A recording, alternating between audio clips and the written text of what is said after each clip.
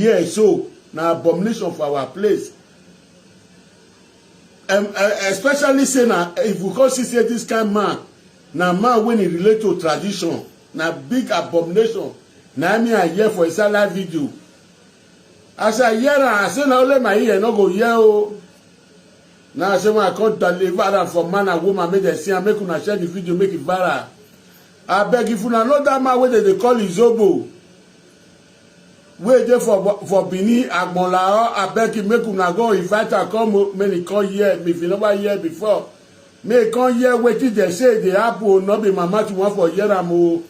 But when you quick you come deliver am, make person hear am, make man and woman hear am, this kind of thing. Una know say I no dey like all those kind one wey dey spread the community. You know say e don tell when I dey tell many native doctor for house. All native doctor wey we get a day for meeting, it is when I come they tell most of them say make dem give Ashawo chance. Ashawo dey kill medicine. I dey tell most of our native doctor sometimes when we go make dem dey give chance from Ashawo dey kill medicine, they no dey hear. If you see all the things wey they go cause today, no go happen. Now Ashawo Igbeagia no go wey they are to dey leak. Now they kill the whole medicine because they don't sleep with native doctor with the different men where they sleep with for corner, different men where they sleep with. The country can sleep with native doctor. If they do, you know what they say.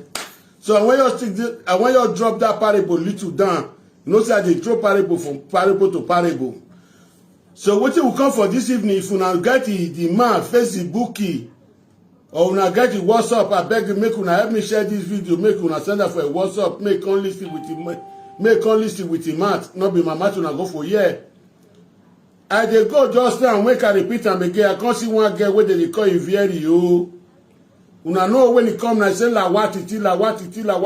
I say, oh, ona do de bare my agbeli ona ya la wa me my way. As the sister the way take come say atiti la wa, they can go commonalize. They go Ukumalajan, he can't divert.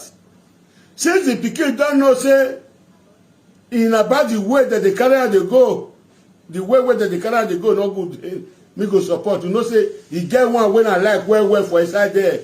He don't tell when they drag her for their hand, they not give me. They send a different message that they use them. I beg you, Mona go see every beg for that one, may come out for there. So, now so I drop and reach. The message when I want to drop this evening, I know to take for inside. Share the video, let the video go viral.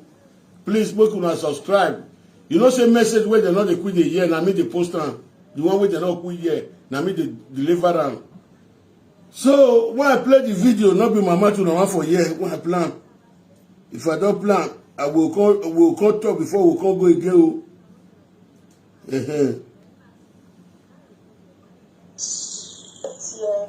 Lọ́tẹ̀ náà ní ẹ̀bọ̀n ní kí ẹ̀ka àwọn ìfà ọ̀yẹ̀ tí ẹ̀zọ́ àwọn ìdíyàn tí ẹ̀zọ́ àwọn nínú àwọn kònóòfù. Bẹ́ẹ̀ni àti ẹ̀zọ́ ẹgbẹ́ àwọ̀yẹ̀ ọ̀sẹ̀. A máa pò lẹ́ ẹ̀kọ́ nínú àkúnni ẹ̀sọ́ ní òbílẹ̀ ẹ̀ẹ́tọ̀lẹ́ wọn ẹ̀wẹ̀ àkọ́sọ̀ kàgbà. Àkọ́sọ̀ ìfà ìzọ́pọ̀ náà ló tẹ̀lé tẹ̀lé ìfà ìzọ́pọ̀ because. Mokuna listen for here o. Mona listen this video from here. Mona listen from now. Una see wetin woman wey say no tradition. Woman wey say the born her for Hussein. Woman wey say gallant wey no left and right. Person not dey where he dey. Una go give am work. Una work una go give am. Maybe the man dey busy. He never get time to attend the work. You can't carry the matter. Can't go gossip. So you can't call out the name. When you say me at not call again. Now that one interests me for inside. I see you come my last 2 weeks. You say why I not call you we not gain? Why not call you we not gain? Why not call you we not gain? Oh, traditional man. You can't go they say wife na Ashawo. You can't go they talk say wife. Hey, you not go no be one year. Mona yell for that also maths. When they also maths, now they call her be also smart. Also maths, okay, also maths. At the end of the day, a person will call me around me. I'm already a useless. You are my pay.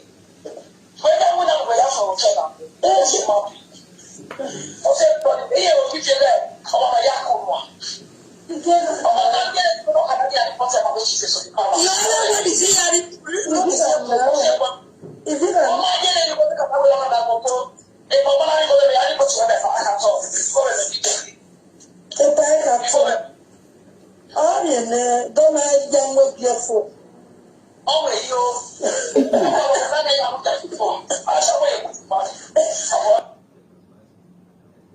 Mona go invite that man come. That man wey they call Izobo. Mona go invite her come. Mona come see wetin this woman wey they call Suzy talk o. No be mama to mama for here. I see the video. Now quick deliver the message because that kind of message now war. That's why they tell me mostly native doctor make they come up for where Ashawo the Kimensi. They know the year. See this one now. Not be say not do the work. Not be say. You don't know whether the man they busy. I don't know as I want to put on. Now you they curse and they curse the wife for back. You they call the wife different name way not complete. If a titi talker you say that you want to go for head, you say you want to go for head. I want me the fair plan first. They said my name plenty for inside. Now this one why you can't deliver this message? Make the person will get and make we here. Say they say wife now side road do.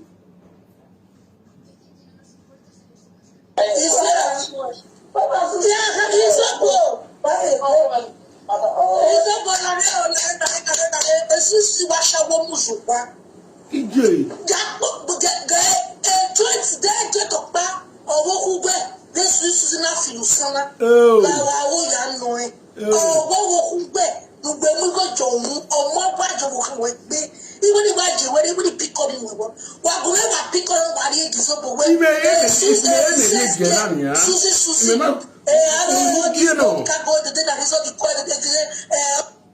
The message when you say me they pick and me they go give Izobo. Now the message me they deliver so. You not you call a book call. I not say my own. I never play my own way there for inside. I don't plan. I'll come to that get. All the audio there with me 64 video audio. And what they say na the Obonogbazana or the Mwazana. So the person when is we prove to us say the kind person when it be not be say me no know, na no say me I know. So that when it fair happen, I call one of my friends say when say what I take on me. I see the action when it my friend say when my friend wait ask me I change voice I say if I were one, I can't bend, I can't deceive that one I don't know. I mean, I can't use my sense. Now say they do one. The time when I the fight so can't fight for a year.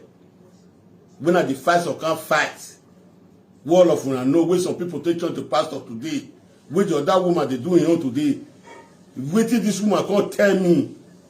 But I know they for that one. Why just you know I say 2 weeks ago it be happen. I just boom. But Mona kuna listen now. I just say when I just deliver this one, this matter not concern you.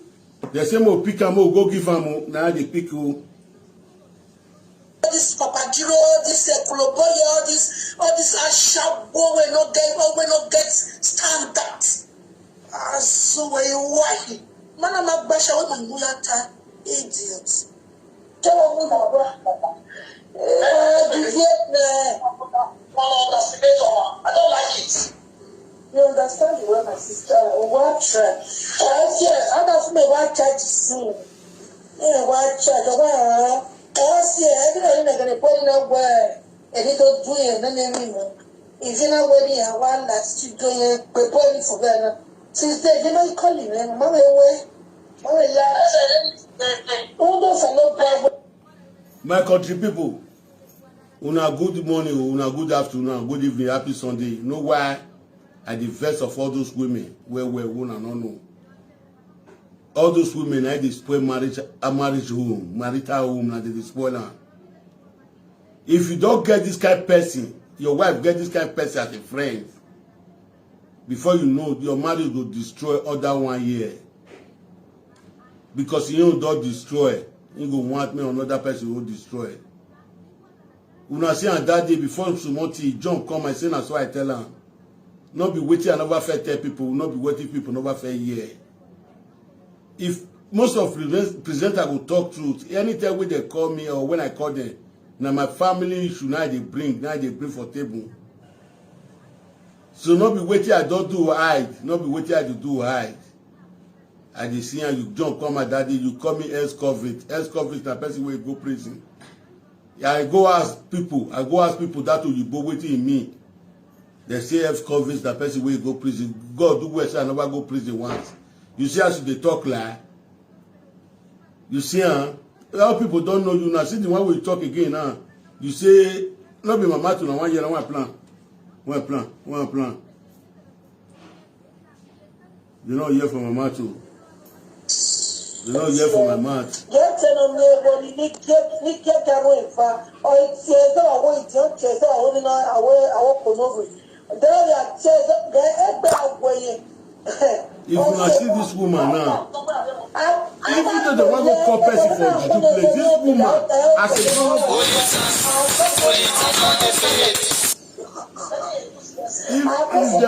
if the one go call. Because at the end of the day, a person will carry me in around it. Even though if as a grown up woman, better woman when they pray for house, woman when say is gallant. I will not be. Chacha will cover.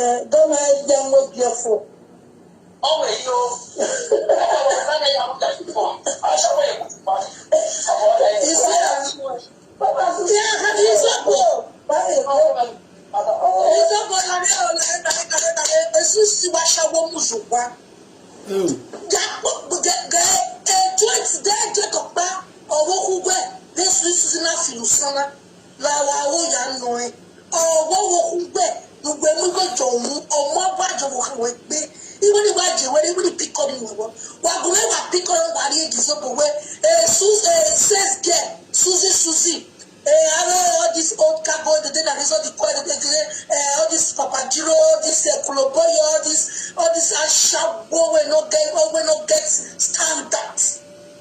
So we why? Man, I'm not basha with my mulata, idiot.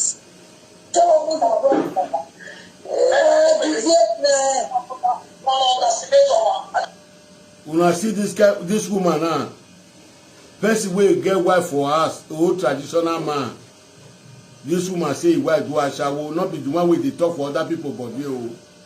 And you go see come out just like go call the bend useless mouth. Call the bend that the bebe mouth.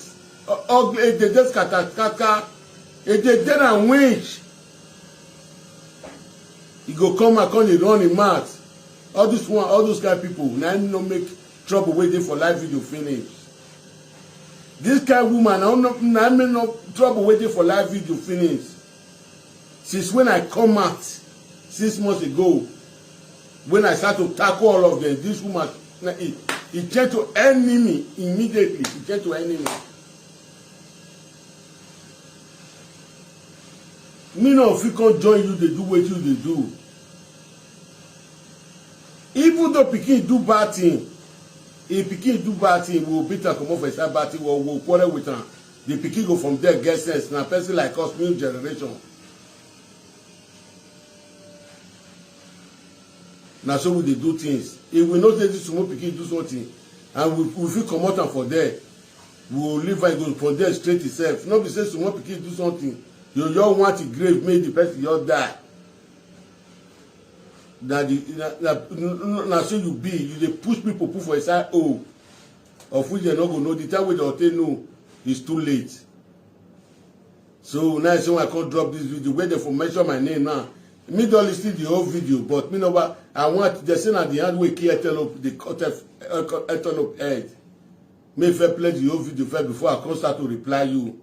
Wait till I take from you. If I depend time. I go to bring your picture come out. I go to bring your Oyibo one. Oyibo will come out. Where you go draw me, go wait till you come concern me. As far as I see your voice, don't dey there. I don't see your voice. When you say abuse me, when I not abuse you, you go gossip me for back. If I dey play your video, I will play your husband. You know how many times I don't call that your husband when you born for? That your husband with the team man dey spoil for life, the way they spoil every day. That man, the day when he come in last, so person very important somebody for the town. He dey with me for line. When the band the corner say, ah, Baba go wanna call, when Mujani, we have here now with Baba African only what damn you. That man with the team man they spoil for back, so you come and say me they don't call person Ashawo again. Now you they call traditional native daughter a wife, you give a bad name. And matter when I go talk for them, not concern a wife. You know, if you give me work, some people give me work during the coronavirus that day. They give me work, I don't feel come up for house. After 3 months of coronavirus, I go do the work. You don't know where the person is, you don't know what they do. Now they give your wife different name. When I plan to go, when I go call them, come in, they call list you. I like it. You understand the way my sister what try. I don't know what try to sing. What try to do aje gbe ma ge aje gbe gini ko do aje gbe ma bu agbawe neni ah toki we no gain ge wia agba upogodo bi go je gbo ayunu neni ah la jani doge mi no ya bilu no go eni ah gbóní o eruwoso gbóní nala iyu eruwoso gbóní nala mega gigbi me ma we ina gidame ina giye me ma we. My mother was number 1 in Yekovia. Ina giye me ma we. Ama we era me ne wa se mi ya yi ya re wa yi nu ero ko gbe ni ere la kala eri yo to po mu a. My mother was the number 1 in Yekovia. I don't proud of it. Me neither me umi ya proud even me to be me to mo kan yo me proud as a new generation. I don't proud with my father's words or my mother's words. What I will achieve, I will be proud of it. That's why I'm proud of new generation. Usiezo lele ya every year can data everybody oh we go we gallant woman working we gallant ave mi ya ni biekani wuzi awe we se ti tiyan tamiyan in Ima waga live simple waga live good life yan upon you destroy every day. Una with your wo come away una with be agia no wo una wo tu we egin una wo ni we no ami mi opa ni awu maju nu kan wa ya ti ere no doju nu e on no kana on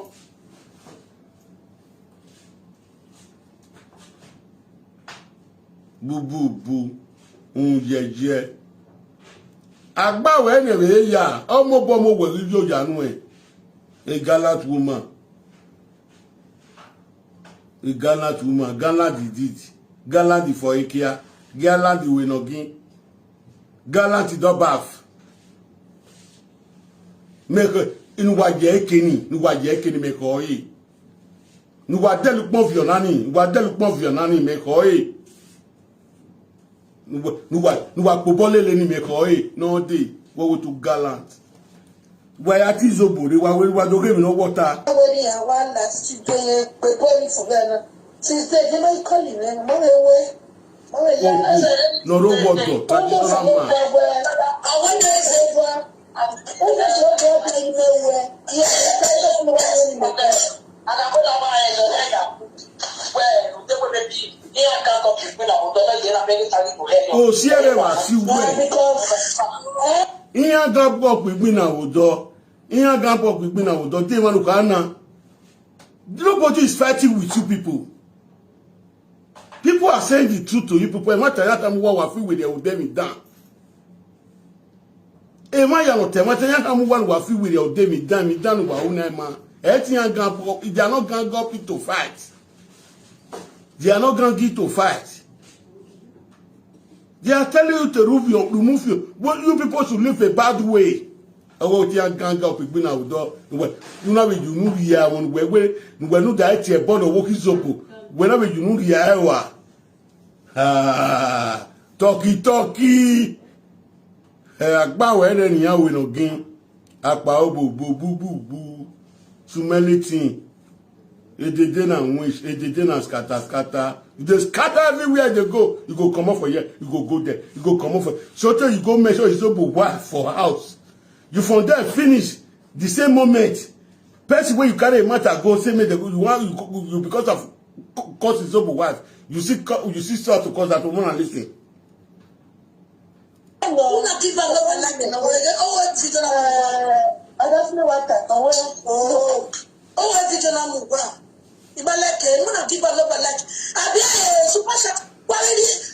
Muna press on job. Muna press the location subject for me now.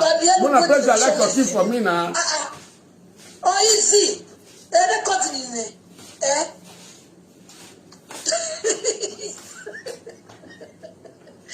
So, you got a bit of fair one. Yeah, big family. Yeah, back big family. Who are the boy? I mean, who are you know, big family only no, they no rugby. You know, what I'm chatting me where taking one calagua, sugu, taking it, those smart side shit. No, does not yet 3 days Jackson.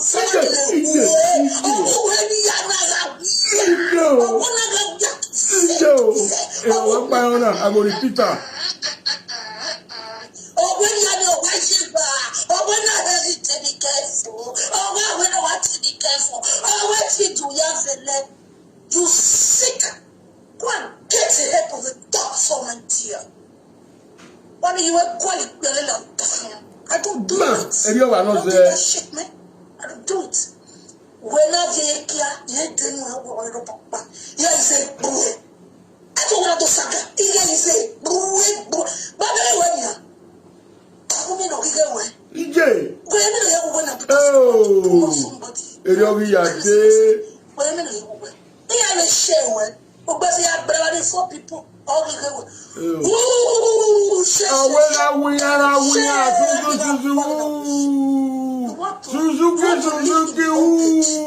That is where those stories are coming from. Living in bondage, all in the name of supporting one person. If you want to really support person, do you know how to support people? You are supporting people who did not send you. You are supporting people who did not support you. Who will never support you, not even in an age.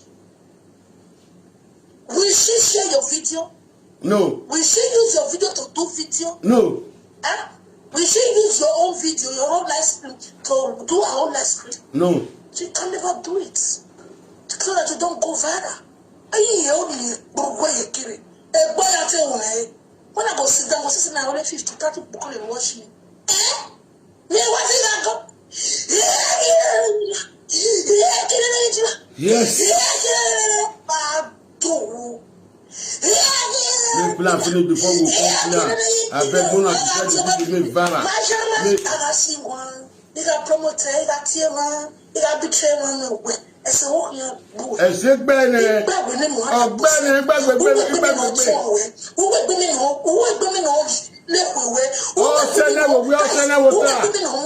Because we want to only started to insult me. I don't know, pat a finger when you were basically like it.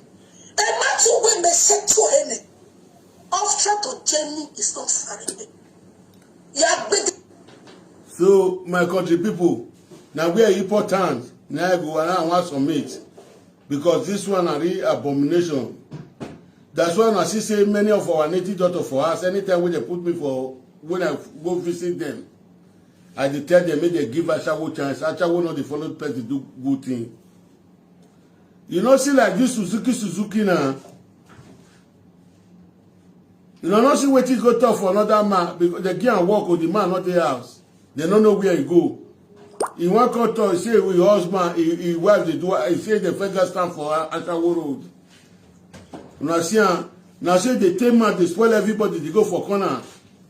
I remember one time when I call on one that person I go to listen. When I tell her say I could be but hey, you see the voice when he rise from me, now I come bend and say, if I were one. And because I don't know as the tight trees, now I come bend the matter. From there I come to use sense. Sense. Sometimes when I go call that one, I say whether I say when my man was say we can we are the way that one take shot. I can't lock in my mouth. Only you want for year. If you see the whole platform, you don't talk like follow all of them. The time when I dey fight that one battle for year, I know how many times you call me say, anywhere. Iwe me ma oni, enwine mata me enwina here. So when I play the video, people go as people plenty reach, so the video will reach where I want me to go. Mona listen you. The new people when they come, when I introduce myself for now. Now be new generation prophet that will come from Yekofia for those states. Una no say the Oyibo when I dey speak, e not complete because the time when my papa say when I go school, I no go. You get one thing where they call Ofioto rabbit for our place. Now make me not go. They pay me today. Anyway, they talk I say travel na education. As I can't travel from Nigeria, Morocco, Algeria, I can't enter Europe. I can't say I can't see learn some more education.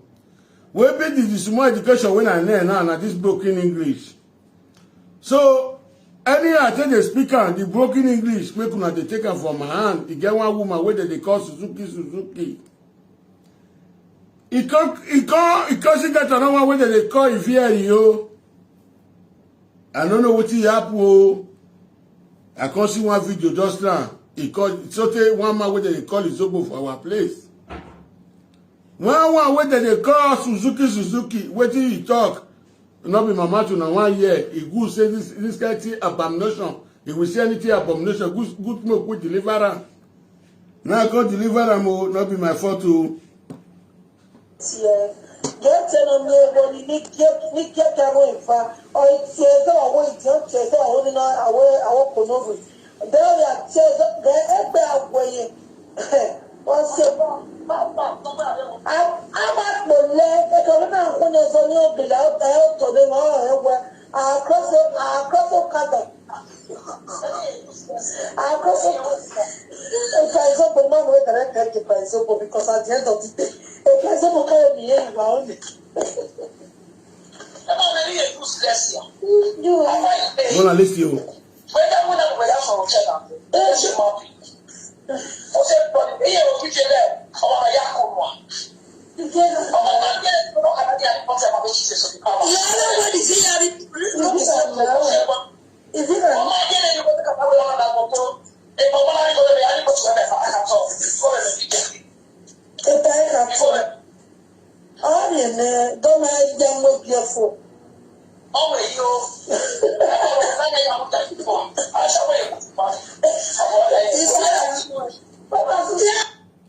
You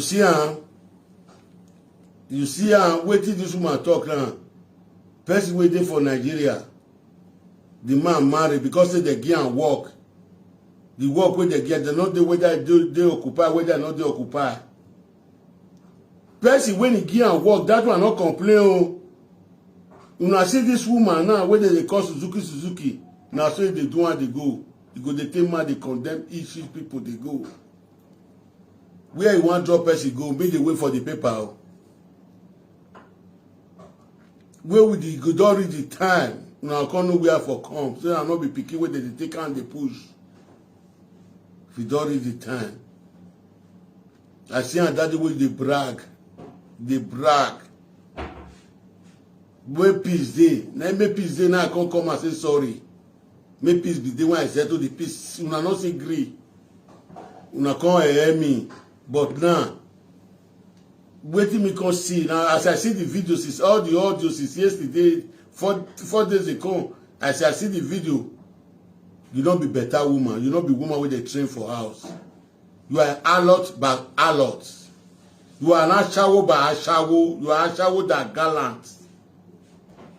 Ashawo wey never baff now you be. You are a traitor. You are a hippopotamus. And you are a green snake under the green grass. You are a destroyer. You are a landlord.